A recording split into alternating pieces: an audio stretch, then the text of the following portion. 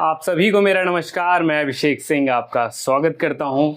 फिलहाल बीएचयू ने complete schedule out कर दिया है कि काउंसलिंग किस किस डेट को कौन कौन सा राउंड आएगा, लेकिन इसके आगे की डेट नहीं बताई है। शायद वो हो सकता है मेरे लिए छोड़ दिया हो। तो इसके आगे का स्पॉट राउंड, फिजिकल रिपोर्टिंग और कब से क्लास स्टार्ट हो सकती है, सारी चीज़ें आपको बताऊंगा। और काउंसलिंग कैसे होने वाली है, क्या आगे किस तरीके से आपको चीज़ें देखने को मिलेंगी, वो सारी चीज़ें। थोड़ा सा कट ऑफ का भी प्रिडिक्शन दूंगा, कौन से राउंड्स में किस तरह से कट ऑफ घटती है, वो सारी चीज़ें। तो वीडियो को एंड तक देखना। और इम्पॉर्टेंट इसलिए है चैनल को सब्सक्राइब करना कि मैं आपके डाउट भी लेता हूं, उन पर वीडियो बनाता हूं, और वो किसी थंबनेल का मोहताज नहीं होती। मतलब आप उस थंबनेल से नहीं सर्च कर सकते हैं, तो इसीलिए सब्सक्राइब करके रखो। सबसे पहले आपका राउंड 1 हो चुका है।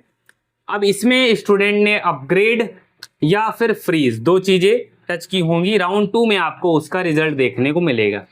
राउंड 2 में हो सकता है थोड़ा सा ड्रास्टिक डिक्रीज देखने को मिले, इस पर मैंने वीडियो बना दी है, उसको देख लेना।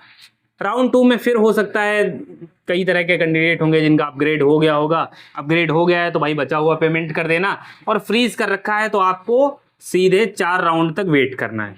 मतलब जिन्होंने फ्रीज कर दिया है ना, अब वो सीधे 4 राउंड काउंसलिंग खत्म होने का वेट करें, और उसके बाद फिजिकल रिपोर्टिंग की डेट को अनाउंस होते हुए देखें। राउंड 4 तक काउंसलिंग होने के बाद 22 तारीख को लगभग 22 अगस्त के आसपास क्या होगा, स्पॉट राउंड अनाउंस किए जाएंगे।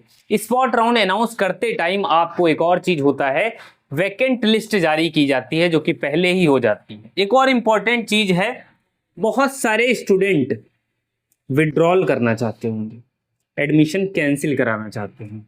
विड्रॉल कब कब एक्टिव रहेगा, तो मान लीजिए आपका पहला राउंड चल रहा था, पहले से 3 तक आपका विड्रॉल बटन एक्टिव रहेगा। इसके बाद ये विड्रॉल वाला बटन जो है चला जाएगा आपका। ये सिर्फ तभी एक्टिव रहता है जब आपके राउंड्स चल रहे होते हैं, जब बेसिकली स्टार्टिंग से लेके फी पेमेंट तक। मतलब 6 वाला आएगा, 6 से 8 के बीच में आपका विड्रॉल फिर एक्टिव हो जाएगा। तो भाई सेकंड में विड्रॉल मारोगे तो थर्ड में आपकी सीट वैकेंट हो जाएगी। लेकिन इंपॉर्टेंट क्या है कि अगर आपने विड्रॉल मारा तो अगले किसी राउंड में पार्टिसिपेट नहीं कर पाओगे। मतलब कि जो सेकंड, देखो गर्मी बहुत हो रही है यार यहाँ पे, है ना। सेकंड राउंड आपका जो है, सेकंड राउंड आपका आएगा, मान लीजिए आपने सेकंड में विड्रॉल किया, थर्ड और फोर्थ में अब आप पार्टिसिपेट नहीं कर सकते। ध्यान रहे, टेंटेटिव है आपका, लगभग मुझे ऐसा लगता फिक्स भी है। उसका रीजन है गैप ठीक ठाक ले लिया है, सारी चीजें अच्छे से कर लेंगे, और मुझे ऐसा लग रहा है राउंड 4 तक अब दिक्कत होने वाली नहीं, अगर कोई मेजर इशू नहीं आता है। ठीक है, तो विड्रॉल का मैंने बताया 12 से 14, फिर विड्रॉल एक्टिव रहेगा 17 से 19 हो सकता है ये आपका स्पॉट राउंड 25 तक भी खिंच सकता है, वो डिपेंड करेगा किस तरीके से, क्योंकि भाई बहुत एक्टिव चीजें यहाँ पर नहीं होती। ठीक है, तो ये आपका 25 अगस्त तक हो गया। स्पॉट राउंड लगभग 1 हफ्ते चलता है, 1 वीक ये चलेगा। लेकिन आपकी रिपोर्टिंग इतनी लेट होने वाली नहीं। अगर 19 तक सारी चीजें हो जाएंगी तो आई होप 24 या 26 तक आपको फिजिकल रिपोर्टिंग के लिए यहां पर बुला लिया जाएगा। और उससे पहले आएगा allotment letter. Allotment letter basically कुछ नहीं है, फिजिकल अलॉटमेंट लेटर या प्रोविजनल एडमिट कार्ड उसे बोलते हैं, जो कि आपका पोर्टल पे ही, डैशबोर्ड पे ही अपलोड होगा, और उसमें आपकी बेसिक सीट से रिलेटेड डिटेल लिखी होती हैं, वो आपको लेकर आना होता है। और उसमें ही डॉक्यूमेंट की पूरी लिस्ट होती है। अगर एक बार बताना चाहूँ कौन कौन से डॉक्यूमेंट रहते हैं, मेनली टीसी हो गया, कैरेक्टर सर्टिफिकेट हो गया, माइग्रेशन सर्टिफिकेट हो गया, यूपी वालों को नहीं देना है, यूपी वालों को माइग्रेशन नहीं देना है। क्लास 10th की मार्कशीट हो गई, 10th की हो गई, 12th की मार्कशीट हो गई, आपका कैटेगरी सर्टिफिकेट हो गया, इसके अलावा आपका सीयूटी का स्कोर कार्ड हो गया, बीएचयू का एप्लीकेशन फॉर्म हो गया, बीएचयू का आपका सीयूटी का फॉर्म हो गया। ये सारे डॉक्यूमेंट जो मैंने बताए, उसके अलावा आधार और ये सारी चीजें नहीं लगेंगी। इनकम सर्टिफिकेट भी इंपॉर्टेंट है,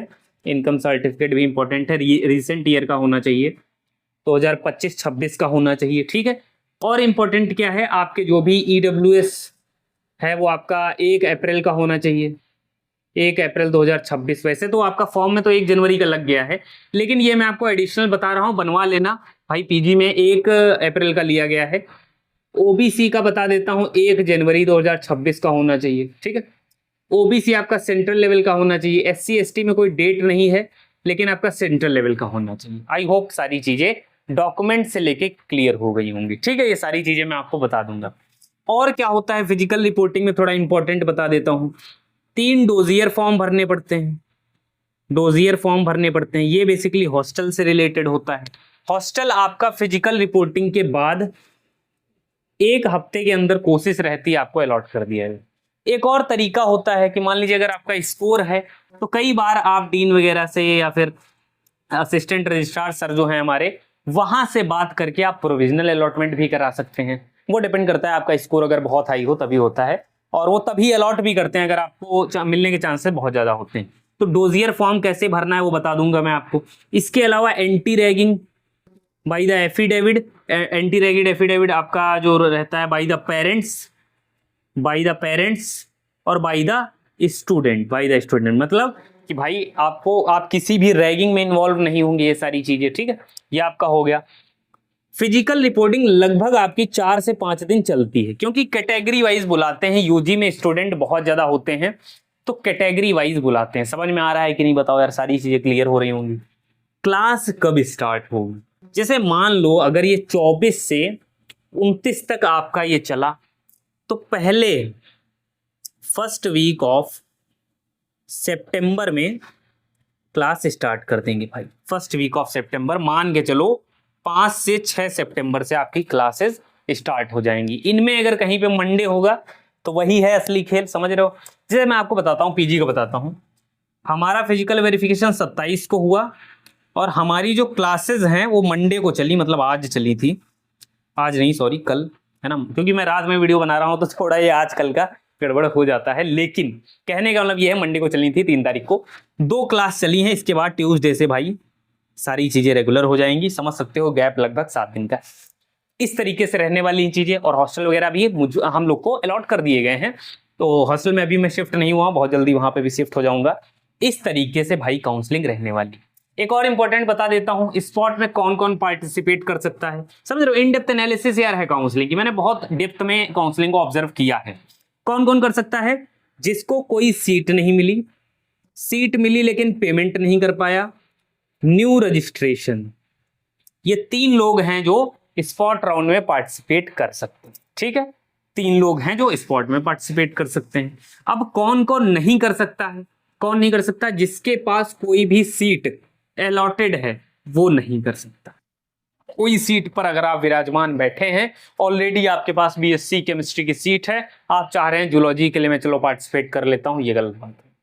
एक समय पे एक सीट, समझ पा रहे हैं, इस तरीके से रहने वाली है। बाकी अगर आप चाहें तो मात्र 99 रुपए में आप मेरे काउंसलिंग ग्रुप में जुड़ सकते हैं। ईमेल आईडी पे अपना नंबर भेज सकते हैं, इंस्टा वगैरह पे भी डाउट पूछ सकते हैं, सारा कुछ डिस्क्रिप्शन में मिल जाएगा। काउंसलिंग डिस्कशन ग्रुप मैंने टेलीग्राम पे पिछले साल बना दिया था, उसमें बहुत सारे आपके सीनियर्स भी होंगे, तो आप वहां पर डिस्कशन कर सकते हैं। ठीक है, तो बाकी सब्सक्राइब करके रखो, मिलते हैं नेक्स्ट वीडियो में। कोई दिक्कत कोई परेशानी हो बेझिझक डाउट पूछ लेना।